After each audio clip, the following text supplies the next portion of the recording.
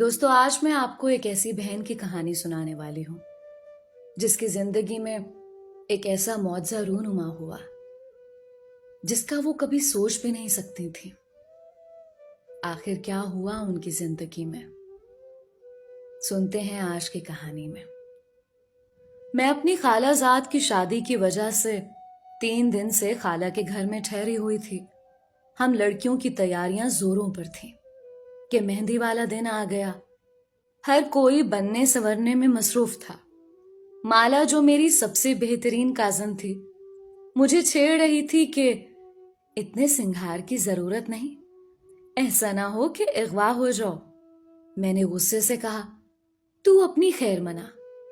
میں تو اس پر مصنوعی غصہ کر رہی تھی مگر وہ برا مان گئی اور مجھے چھوڑ کر دوسری کازنز کی طرف چلی گئی۔ اس دن میں نے پیلا جوڑا پہنا ہوا تھا۔ جب ہم لڑکی والوں کے گھر مہندی لے کر جا رہے تھے تو ایک لڑکی نے مہندی کا تھال مجھے تھما دیا۔ سبھی لڑکیاں کسی نہ کسی گاڑی میں بیٹھ گئیں۔ میں تھال ہاتھ میں لیے ادھر ادھر دیکھ رہی تھی کہ مالا کے چچا کا بیٹا اپنی گاڑی ہماری طرف لے کر آ گیا۔ ہمیں جلدی میں مجبوراً اس کی گاڑی میں بیٹھنا پڑا۔ میں نے غور کیا کہ یہ تو وہی تھا جو ذرا دیر پہلے مجھ کو گھور گھور کر دیکھ رہا تھا اور اب بھی اپنی گاڑی کے شیشے میں سے مجھے دیکھنے کی کوشش کر رہا تھا۔ اس حرکت کو دوسری لڑکیوں نے بھی نوٹ کیا۔ میرا شرم کے مارے برا حال تھا۔ راستہ بھر سبھی ایک دوسرے سے باتیں کرتے ہوئے گئے تھے لیکن میں چپ تھی، جبکہ وہ بار بار کہتا تھا کہ یہاں کوئی ایسا بھی ہے جو بے زبان ہے، جسے بات کرنی بھی نہیں آتی۔ میں نے پھر بھی جواب میں کچھ نہ کہا۔ تبھی منزل آ گئی اور ہم سب گاڑی سے اتر گئیں۔ جب مہندی کی رسمیں ختم ہو گئیں تو ہم لڑکیاں دولہا کے گھر میں ہی ٹھہر گئیں کیونکہ وہ بھی ہمارا کازن تھا۔ جب اس کو پتا چلا کہ میں دولہا کے گھر ٹھہری ہوں تو وہ بھی وہاں رک گیا کیونکہ وہ خالو کا رشتہ دار تھا۔ میں بالائی منزل پر ایک کمرے میں ٹھہری تھی اور میرے کپڑوں کا بیگ وہاں ہی رکھا ہوا تھا۔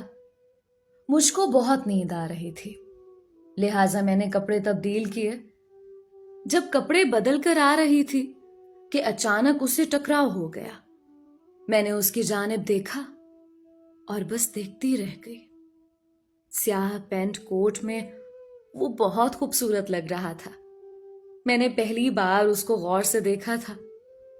وہ بھی حیران تھا کہ میں کیسے اس کو تکے جا رہی ہوں۔ تبھی وہ کھنکارا۔ مجھ کو ہوش آ گیا اور میں شرمندہ ہو کر اپنے کمرے کی جانب چل دی۔ دل زور زور سے دھڑک رہا تھا۔ بارات والے دن بھی یوں ہی ہوا۔ ہر لڑکی چاہتی تھی کہ وہ اسے بات کرے، اس کی طرف دیکھے، کیونکہ وہ نہایت شوخ اور دلچسپ انداز سے گفتگو کرنے والا لڑکا تھا۔ وہ سب کی نظروں میں تھا، لیکن میں تو اس کے قریب جانے سے بھی ڈرتی تھی۔ میں ڈھولک بجاتی، گاتی، مسکراتی لڑکیوں سے دور تھی۔ اچانک وہ کمرے میں داخل ہوا اور اتنی تیزی سے گلاب کا پھول میرے بالوں میں ٹانک دیا کہ کوئی بھی اس کی اس حرکت کو نہ سمجھ سکا۔ تبھی اس نے اپنا منہ میرے کان کے قریب لا کر کہا، میں شامیر ہوں، میرا نام یاد رکھنا۔ میں سرتا پا سرخ ہو گئی اور وہ آنن فانن جیسے آیا تھا ویسے ہی چلا بھی گیا۔ شادی کا ہنگامہ ختم ہو گیا۔ اب تو مجھے بھی چین نہیں تھا۔ ساری رات جاگ کر کاٹتی، اگر نیند آتی تو خواب میں بھی وہی نظر آتا۔ یہ سب حال میں نے اپنی سہیلی کو بھی بتایا کیونکہ اپنے دل کی ہر بات اسے بتایا کرتی تھی۔ روز و شب اس طرح گزرنے لگے لیکن اس کی یاد نہ گئی۔ اس بات کو 2 سال گزر گئے مگر میرے بالوں سے گلاب کے اس پھول کی مہک اسی دن جیسی تازہ تھے جب شامیر نے اس کو میرے بالوں میں سجایا تھا۔ باغ میں جانے سے یہ مہک اتنی تیز ہو جاتی کہ پھولوں کے علاوہ پتیوں اور مٹی کے ذروں سے بھی یہی مہک آنے لگتے تھے۔ کبھی کبھی میں سوچنے لگتی تھی کہ میں نے کیوں اسے نہ بھلایا، جبکہ وہ تو مجھے بالکل بھول گیا ہوگا۔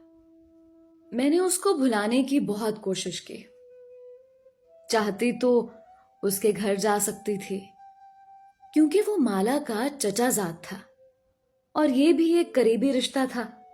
میں یہ بھی سوچتی تھی کہ اس تقریب سے پہلے میں نے کبھی اس کو کیوں نہ دیکھا تھا۔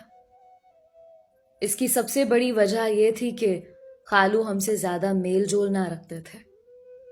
ایک دن میں کالج جاتے ہوئے شامیر کے بارے سوچتی جا رہی تھی۔ میں آج اکیلی تھی، اس لیے جلدی جلدی قدم بڑھا رہی تھی کہ اچانک ایک گاڑی میرے سامنے آ کر رک گئی۔ دیکھا تو گاڑی میں وہی بیٹھا تھا۔ کہنے لگا، کیا آپ مجھے جانتی ہیں؟ میں نے کہا، جی، آپ میرے کازن کے چچا کے بیٹے ہیں، اور بھی تو کچھ آپ سے استدعا کی تھی۔ آپ شامیر ہیں، یہی کہا تھا نا؟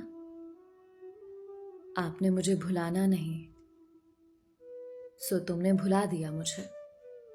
تبھی بے اختیار میرے منہ سے نکل گیا کہ بھلا تو آپ نے دیا ہے۔ میری بات سے اس کا حوصلہ بڑھ گیا۔ وہ اصرار کرنے لگا کہ میری گاڑی میں بیٹھو، تم سے نہایت ضروری بات کرنی ہے۔ میں گاڑی میں بیٹھ گئی۔ وہ آہستہ آہستہ گاڑی چلانے لگا۔ میں منہ نیچے کیے بیٹھ